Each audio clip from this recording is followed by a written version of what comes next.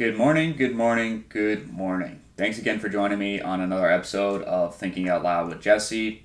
Today we're going to be tackling a big topic that's trending these days, optimization. I know this will hit home for a few folks who are looking at getting better in certain areas of their life or who are just inundated with all of the wealth of information on how you can be a better human being. Today we're going to be talking about how good became optimal, how optimization escaped productivity, how domains become measurable, life becomes more of a resume, wellness becomes morality, capitalism escapes the marketplace, optimization really just spreads into an identity. And what prompted this kind of search for me today, and what really prompted the genesis of this episode, was an innocent throwaway LinkedIn post by someone I don't really know that well. They had said, the post was essentially up at 5 a.m., weights in my hand, earbuds in my ear, and I'm listening to a business podcast. I think it was a Stephen Bartlett and Al Tramosi, great podcast if you like that thing. But that was the post. Essentially, somebody was saying, hey, here's what I'm doing, 5 a.m., I'm up before you, I'm listening to this business podcast, I'm getting myself ready for the day. And this really prompted me to think about what has become of this corporate world that we're all a part of, and what really it means to be up at 5 a.m. for yourself versus to present a version of yourself that you're looking for others to believe in, right? And this is, not to poo-poo anybody who likes to get up early, likes to work on themselves. I'm definitely somebody who would subscribe to both of those things. I'm just not sure I'd be posting about it every day. And so, this is kind of what grinded my gears a bit, to go all Peter Griffin on you. It really, making a post at 5 a.m., talking about nose tape, cold plunges, green powders, looking at your sleep score, getting a standing desk, having your founder appear on a podcast, doing your 7 a.m. saunas, you got your morning routine, you've got zone 2, you've got your book summaries, your AI meeting notes, your macros, folks claiming they haven't watched TV in 8 years, your performative optimization. Look, Mom, I'm optimizing. You see me over here? Everybody look at what I'm doing. This is kind of akin to the CEO posting Monday morning instead of running the company, which, I'm not going to name names, but I've seen a lot of this lately. Social media making everyone think that they're constantly improving all the time. So my questions are, when did life become simply a resume? When did good enough become immoral? Why does resting feel guilty? Why does every walk become a podcast? Why does every meal become macros? And why does every friendship become networking? Now, this isn't a unitarian thing. I think when we look at the opposite side of the coin, humans have always competed to get better. That's the genesis of why we innovate, of why we compete, so that, historically we can find a partner. But I think today the competition has evolved beyond its evolutionary need, although it's still present. Optimization isn't necessarily bad. I don't think that's true. Scarcity has always rewarded efficiency. That's a main principle of our economy. The question isn't really whether optimization is useful. The question for me is has it become our default way of living? Is it a tool to get us to where we want to be, or has it become the prototype now for how to live, right? When I look at a few companies earlier this year that I wanted to work with, one of them in particular had a very optimized culture, is what I could kind of point to the most. Their founder was on a podcast once a week. They were doing like team saunas in the morning. And I wondered, what else was a part of this? Like, they did have a lot of team events. When I went in to check their place out, they were doing like a group exercise. It was something. And I guarantee this company, they're going to be doing well, and they've built quite a culture. But like I said, I was wondering whether or not wellness had become a part of performance, whether or not that would be something that can help you move up the corporate ladder if you read a lot, or if you sauna at the right time, or if you engage with the founder's podcast, right? I've also watched LinkedIn slowly become this kind of corporate virtue signaling, almost a performative wellness, like I said before. So maybe optimization isn't really increasing, but it is spreading quite a bit. And that, for me, it hits home to, a central question about when the means become the ends. This is something that I'm not the first person to cover. No chance about that. But where I think this can be kind of explored a little bit more is we have an idea of excellence versus an idea of optimization. Those are two different things for me. And when you look at optimization, you often find aspects of excellence within it, but in itself, optimization isn't excellence, right? But the means do become the end sometimes, and sometimes we do look at the behaviors of a founder instead of what they've achieved, right? Sometimes, and lately, symbols have really replaced substance. Identity has also kind of replaced achievement a little bit. We just say that we're things now instead of doing them. And that, for me, is a little bit of an annoying thing. I don't like that. I think, too, being prepared for stuff replaces your participation in it. And we'll get there a little later on as well. But I think when you look at like the idea of training for a marathon but never running it, that might be a real good example of when you're preparing for something but not really engaging in it. If you're working out every day, heading towards some sort of goal, then you don't really need to optimize. You don't really need to share that. But if you're just doing it so that you can tell others you're doing it so that they might form an opinion about you, that's what I'm talking about. It's a performative optimization. I'll try not to say that too many more times. But, the idea of this is if I perform within a certain set of behaviors, I will be akin to the peer group I'm looking to emulate or join or be a part of, right? So if I wake up at 5 a.m. because millionaires do, I'll be just like them. And this goes for cold plunges, red light therapy, supplements, skincare routines, productivity apps, reading about writing instead of writing, doing a podcast about entrepreneurship instead of being an entrepreneur, running without ever racing, like I said before. This is, for me, instead of performative optimization, this is productive procrastination, This is like doing your laundry instead of doing the actual job. It's like working on becoming instead of becoming, right? When we think too much about what it is the thing we're doing and what the ultimate impact of it would be, instead of doing it, that can really impact our experience. And when you want to live presently, optimization and the culture of optimization is directly opposed to that, right? It's saying, well, how much value can we extract out of this present moment, right? If you wanted to get good at soccer, for example, or footy, however you want to call it, I would say play soccer. If you want to get good at lifting weights, go and lift weights. Nothing seems to really replace the central thing, right? But people are starting to romanticize the behaviors surrounding mastery, right? Now, I think when you're truly a master at something, the little things do not bother you. Getting up early, training, doing the right things, being prepared, that absolutely matters. Deliberate practice shines through. Your 10,000 swings of the hammer or of the sword, it shows, right? So we do want to support behaviors that matter. We do want to encourage folks to be holistic in how they understand what they're really trying to master, right? But the problem begins when that starts to replace the central activity itself. When I'm training more than I'm doing, right? That can take a little bit away from my edge. For me, that has a lot to do with like podcast consumption instead of my own podcast, right? I could watch and listen to 1,000 podcasts and still not feel ready, right? When you look at that podcast I talked about earlier on Stephen Bartlett and Alex Hormozi, he said something pretty profound, although I don't always like quoting him. He talked about entrepreneurs. When you talk about folks who are really looking to behave like a CEO, act like them, do all of the same kind of behaviors, but they don't have a company yet, or they're wondering when they should start. That is really a entrepreneur. So maybe optimization isn't making us better, but it's making us better at being prepared. And I think that you can spend all day in that sphere of life. You can feel really good about getting started on something. You can feel really good about going to the gym 3 or 4 times a week. But these aren't the central tenets of our identity. They're not, right? And that's where optimization can be bad. Sometimes it can actually eat everything as well. So when you look at that, the idea of optimization, the idea of making something better or quantifying it and then improving it, it's hard to put back in the bag once it's taken out.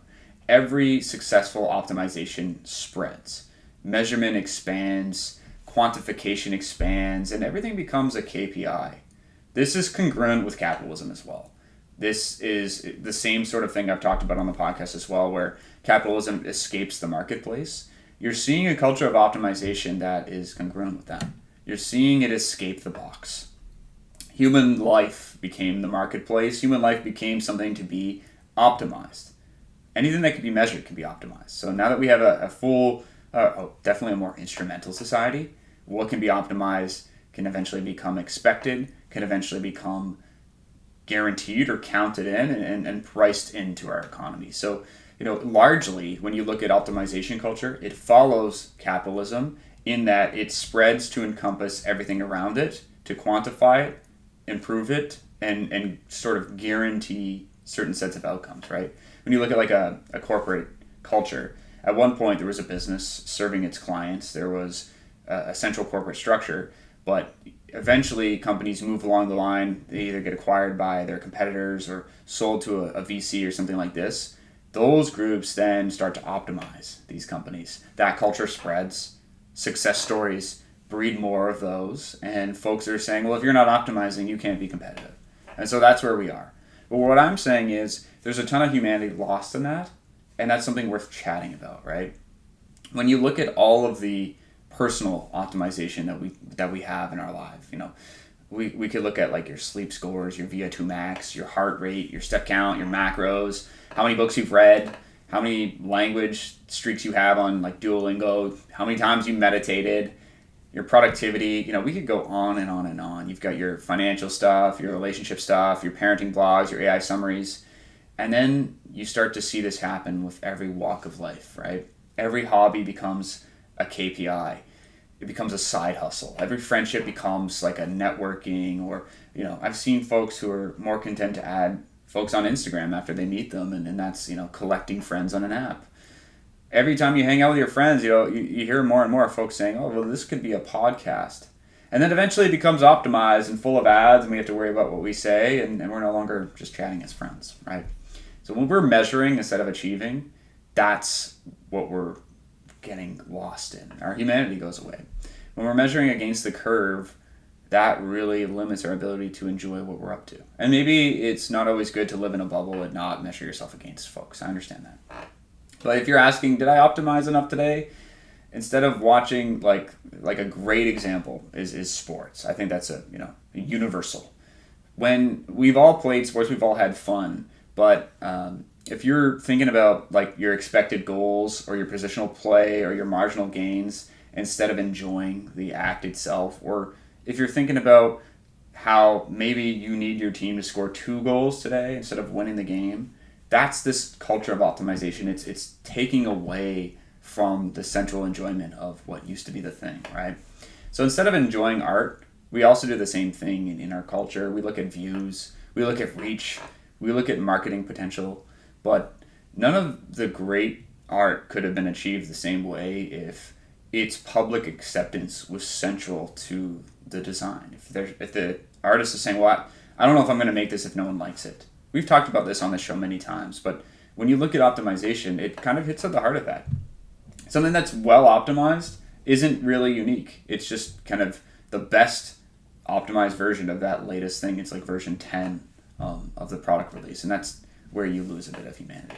Now, data is good. I think data is good. I think the more we have on the world, the more we understand it, right? And I think that like when you measure things, you can improve importance.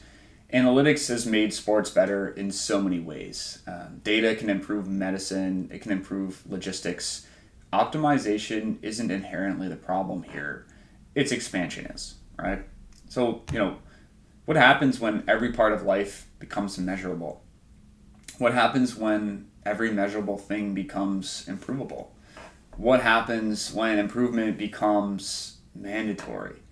Does anything like escape optimization? Imagine you're going to call your mom today and you're thinking about the KPIs you specifically needed to hit on that call. Do you think you would enjoy talking to your parents? Like, for me, it's a little crazy, but this is the sort of thing that is creeping into our world, and it's worth talking about, right? It's also worth talking about, like, when you think about optimization, it really isn't changing what we do, but it is changing why we do it, right? And so when you look at that, I think, like I said before, comparison is a good thing. But it's now starting to change shape with the weight of data that we have, right? It's evolving quite a bit. There's a lot of internal comparisons and a lot of external ones. We have as well an idealized self. When you look at the optimization culture, when you look at someone's 5 a.m. post about lifting weights, when you open up your social media and you start comparing yourself to other folks, sometimes what happens is we have an idealized self. So we say to ourselves, oh, if I was that person, maybe I would have that kind of success too. If I was somebody who got up at 5 a.m. and lifted weights right away and listened to a podcast and read books and I had no downtime and no leisure time and I was a perfectly optimal human, then I would have a better life. And that for me is like this like idea of infinite self-improvement, and it's where we get a lot of guilt. And what I mean by this is like you have yourself as you live your life today. I think a lot of us live a balanced life. We're not always optimizing. We're not always sitting around and waiting for the next thing to happen. But when you look at the culture of optimization and you're too far into it, you can start comparing yourself to a version of yourself that is optimized. And that's where you can have a ton of guilt, right? Comparison used to be between other people, but now it's starting to happen between yourself, that imaginary version. I should be up at 5, journaling, at the gym, meal prep, perfect sleep, family dinners, meditation, inbox 0. Then I got to read. I should probably learn Mandarin. I got to work 12 hours. I can't complain either. And I still should make time for friends every single day. It's endless. And you can really take this to another level. You could really have an endless optimized version of yourself where it's just evolving and evolving and evolving. But what ends up happening is when you sleep in, you feel like you failed. You feel guilty relaxing, watching TV, reading fiction, playing games, doing nothing. Resting now has become another thing to optimize, which again, if you try and go to bed tonight and right before you go to bed you say, wow, I'm only getting X amount of sleep, I guarantee you won't fall asleep as quickly and you won't feel as rested when you wake up. And that's part of the problem here, right? Self-improvement is good, reflection is good, ambition is good, but the problem begins when improvement becomes your identity, when you're always thinking about the result. That's when the optimization culture can turn a little bit negative. Why do I feel guilty sitting on the couch? Why does boredom feel like failure? Why do I instinctively reach for a podcast? There's a lot of theory on this, but I like to think of like an apex predator who a lot of the optimized cultures compare themselves to, like, your CEO comparing themselves to like the king of the jungle, the lion. The lion in particular is fascinating for me because and correct me if I'm wrong on this, but I'm pretty sure male lions spend most of the day chilling out, hanging around. They don't hunt every single day, all the time. They are not optimized when it comes to that. Now, again, maybe there's some lion experts in here who want to chime in and educate me, but that's what I understand. I understand that it's a highly effective hunting routine that's about 5% of their total activity. Do you think lions feel guilty? I don't think they feel guilty at all, but you get where I'm going with this. They're not always on. They have rest time, and that's fine, and that's a natural thing. So who taught us to feel guilty relaxing? When did inefficiency become a moral failure? Who are we competing against? These are the questions that make me wonder why, or make me feel why optimization feels so exhausting, right? And that's where I think productive procrastination really takes hold. The idea here is like you're making motion, but you're not progressing. That like being prepared isn't participating. Busyness does not mean you're not avoiding things, and even though you're optimizing, you feel productive, you might not be, right? The important thing that you're supposed to be doing remains essentially untouched. So, for me, that can be doing my laundry instead of writing. I still feel good at the end of the day when I've done that, but it doesn't advance me any further towards my goals. Oh, I'll do some more research before I do this next episode. I've said that to myself a million times, right? Another productivity podcast. Maybe we'll read another business book, or we'll watch another YouTube video. We'll look at another app. We'll do another framework. We'll look at another system. Let's make another note. Let's ask AI a few more questions. Let's do another course. Maybe we'll organize stuff today instead of shipping it. Maybe we'll watch and learn from others who are really successful. This is kind of the thing that I'm talking about, right? Like we really want to be doing the thing the most. So if I want to be a good podcaster, I should be recording podcasts as much as possible. The thing I shouldn't be doing is optimizing everything around that. So if I look at like the core activity of podcasting, that would be presenting, writing, and researching, right? If I'm not doing any of those three things, it's a waste of time, essentially, when you're looking at the optimized culture. But if you're always dancing around the subject, you're never really engaging in it. And for me, in that podcast concept, that would be like I'm writing a new episode every day and not recording one, and then I'm telling myself, oh, I'm getting better. But you're not. You're doing the things that others think would be helpful, but you know in your heart, the real thing that you should be doing is not what you're doing now. That's where optimization is kind of flipped the switch or maybe hoodwinked us a bit in terms of where we should be focusing our attention, right? So, if you're reading about investing and never investing, if you're reading philosophy and never thinking, or if you're reading communication but never having difficult conversations, will you get smarter or will you just become really good at doing those things? Will you become really good at listening to podcasts instead of being a better podcaster? Will you have a really good sense of completing small tasks but not big ones? I like to think of a metaphor where somebody is running all the time. And I've seen people who I know, they're great runners and they run 20, 30 kilometers every time they go out there. But this would be like seeing somebody train for a marathon every day and then going to them saying, hey man, are you going to run that thing? I've seen you run 20 kilometers once a week, at least for the last 2 months. You're posting your Strava scores every day. You ever going to run that marathon? No, I'm not. And then you would say, well, why not? Why are you running 20 kilometers a week, but you're not going to run that marathon? And then they go, because I want to be rich. And you're like, that doesn't, why don't you just go and build a business and be successful in that business? I don't understand how running or being a marathon runner would help you be successful. And the counterpoint to that would be, well, that's what all the CEOs are doing. Right? So that's where I'm getting at with this. Now, obviously, there's nothing wrong with training for a marathon and not running it. But if you're doing that because you want to be associated with the behavior set that identity subscribes to, then that's where I think we can really lose ourselves. Again, being prepared for stuff matters. If you're learning and doing stuff, I'm never going to poo-poo that. But they only matter in an addition to the main core thing that you're working on, the main goal that you're progressing towards. They don't replace it. And that's where I think we've lost ourselves. What if optimization really just makes avoidance feel noble? Are we optimizing or are we delaying, right? And that's why maybe it feels good. It lets us feel like we're moving without ever risking failure, right? And you can live in that optimized world where you're redesigning, you're workshopping, and you're measuring more than you're doing. And that can make you feel like you're progressing towards something. I have dealt with this a ton in my life where, you start a new project every week and you feel really good that you're starting all these new projects, and at the end of the year you finish nothing. And that's really where optimization can lead us astray. It's a tool. It's not the thing itself, right? Nothing replaces the thing. Mastery is experiential. Identity comes through repetition. Rituals surround mastery, but they're not mastery itself, right? If you want to get good, do the thing. If you want to become a writer, write. You want to become stronger, lift. You want to become a teacher, teach. You get where I'm going with this. All this podcasts and morning routines and supplements and skincare and productivity systems and workshopping the symbols and all of that, the hard thing remains hard, okay? It's not going to get easier. You might get stronger, you might have a better ability to deal with things, but if you're not actively practicing the main core set, you're not working on it.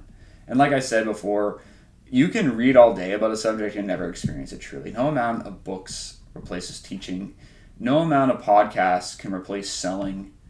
No amount of videos can replace creating something, and no amount of optimization replaces experience. So, when do we begin talking about everything except the thing itself? Why are the accessories becoming more important than the activity? Why do we see folks spending a fortune on gym gear before working out, only to stop once things get a little tough, or once life gets in the way, or once the January freshness wears off? Maybe optimization isn't really destroying excellence, but it's distracting us from where excellence truly comes from.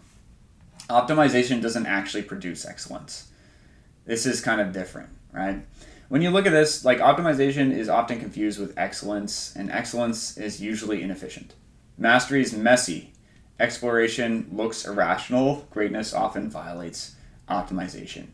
Now, as a student of history and a big fan of the big names of our past, I just look around and I don't see a ton of optimization the same way we would today.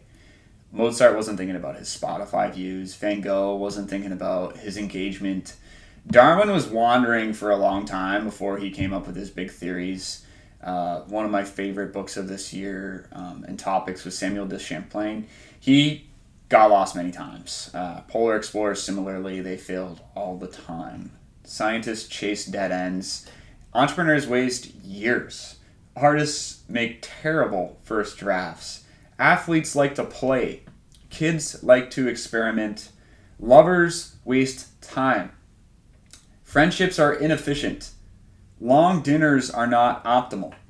Wandering bookstores is not optimal. Deep conversations are not optimal. Fishing, camping, sitting around a fire, none of these things optimize well, right? And so that's the thing. Optimization assumes the shortest path.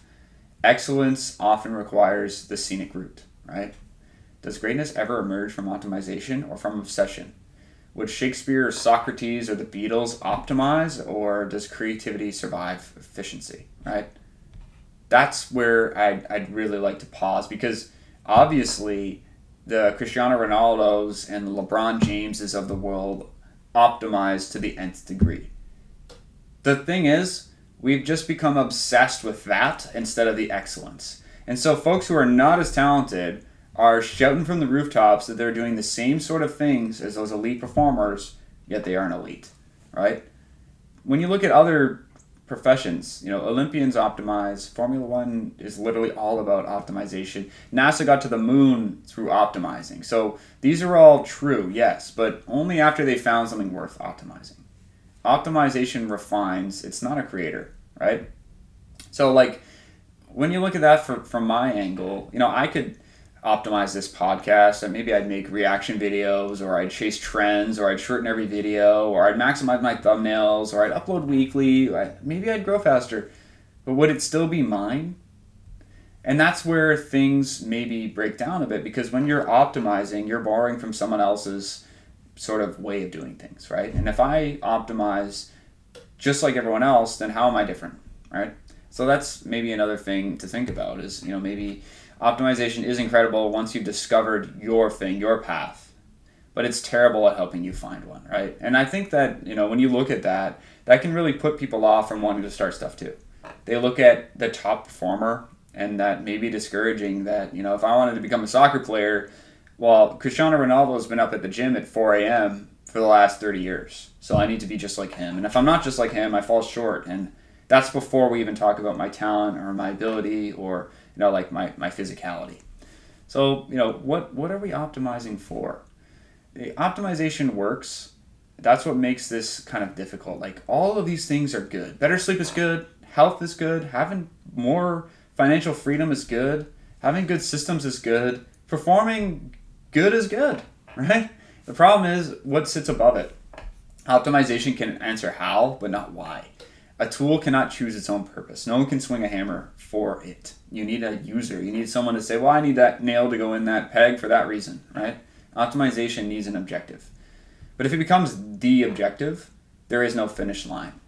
When you look at what I was talking about at the beginning, of that person at 5 a.m. with their weights in their hand and they're listening to the podcast and they feel really good. My question is, why on earth do you need to share that with your network? Is it because you truly want to embody those traits, or is it because you want the virtue signal, you want the social strata associated with those behaviors? You want people to say, oh, well, if that person's doing that stuff, they must also be doing these things, and they must also be successful in these areas. Right? And so that's when I get really bothered, to be honest. Because I know for a fact that the people really doing these things do not feel the need to brag about them. And that's where I think, I would draw the line in terms of being optimal and being performative. Good became optimal, life became a resume, means become ends, right? Folks are sharing more about what they're doing on the side than what it is that their main goals are, right? And that is toxic as all hell, okay? When you look online and when you look at how different corporate companies are behaving, I think about this, you're being judged for how much wellness you're purporting forward. For example, you go into that company I was talking about earlier.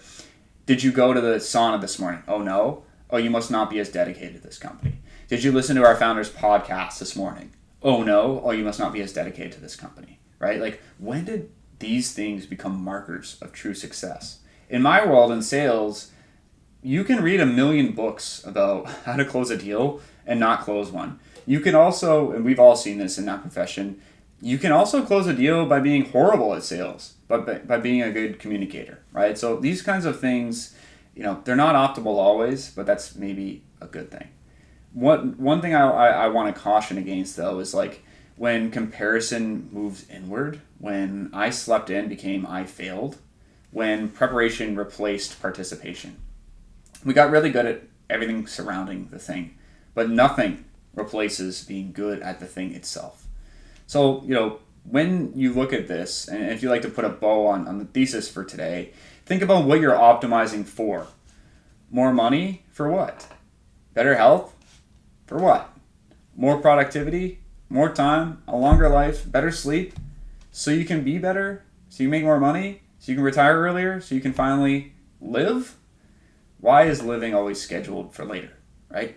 So when you work out so you can work longer, you meditate so you can focus, you focus so that you can become more productive, you become more productive so you can make more money, you make more money so you can buy back your time, you buy back your time for what?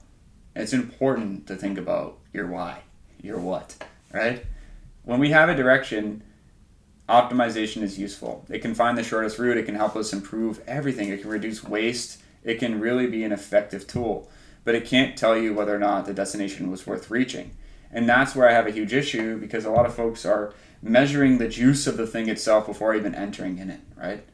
And it's important to know that about yourself. If you truly like something, don't think about how it's going to be truly valuable. And another good example that had me kind of thinking about this was when I was playing an RPG. I won't name the one, but I find that sometimes the gaming communities surrounding some of these RPGs are less than happy about how the game is being played, right?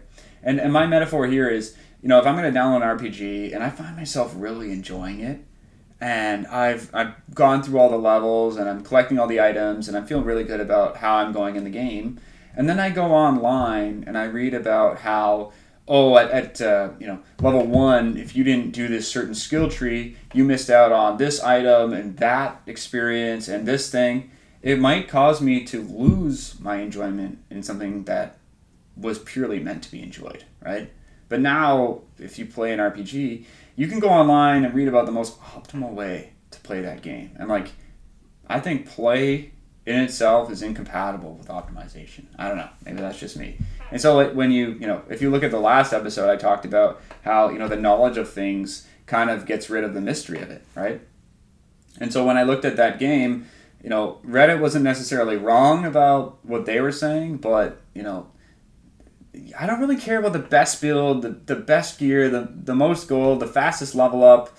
I don't really care about the difficulty spike if I'm trying to enjoy the game. So, you can follow every instruction perfectly, but at the end of the day, you're not playing your version of that game. You're playing someone else's.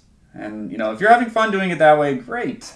But that's my ultimate point, is if I'm playing my game, I should be having fun.